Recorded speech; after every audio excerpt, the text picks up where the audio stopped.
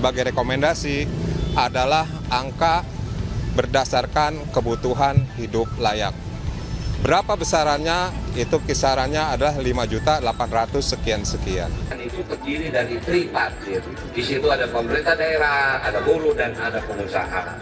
Kalaupun Pak Gubernur sudah mengeluarkan pergub, itu melalui proses panjang. Dalam aksi kali ini, buruh yang tergabung dalam KSPI Jakarta dan Jawa Barat mengajukan 2 tuntutan. Di antaranya menolak besaran UMP yang ditetapkan Gubernur Jakarta senilai 5,7 juta rupiah. Mereka menuntut kenaikan UMP di angka 5,89 juta rupiah sesuai dengan kebutuhan layak yang ditetapkan BPS.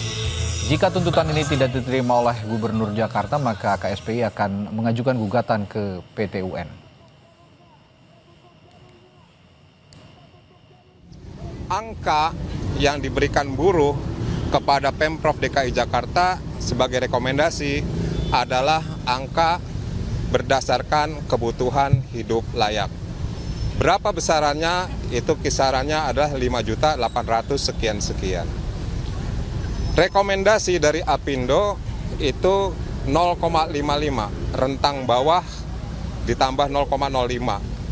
Kita masih bertahan kepada angka kebutuhan hidup layak yaitu 5.800.000.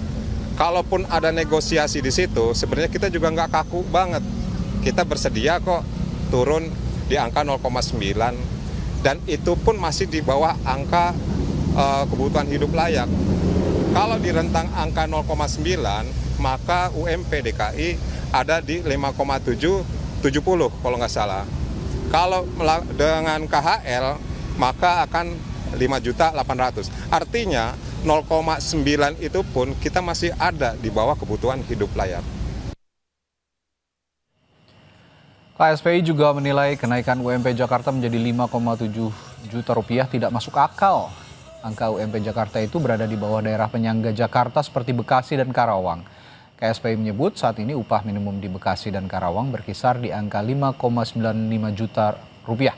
Sementara UMP Jakarta tahun 2026 berada di angka 5,7 juta rupiah.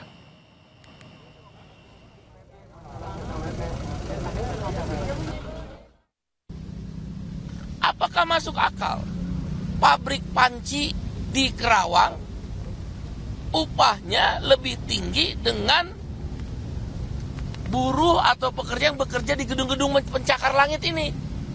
Standard Chartered, Bank Mandiri, ya, Bank BNI, kantor-kantor pusat perminyakan, upahnya lebih rendah dari pabrik panci di Kerawang. Upahnya lebih rendah dari pabrik plastik di Bekasi. Upah minimum di Bekasi dan Kerawang kira-kira sekitar 5,95 juta rupiah. Jauh lebih tinggi dari upah minimum Provinsi Jakarta yang sudah dinaikkan 5,73 juta rupiah. Apakah masuk akal? Harusnya gubernur melihat itu.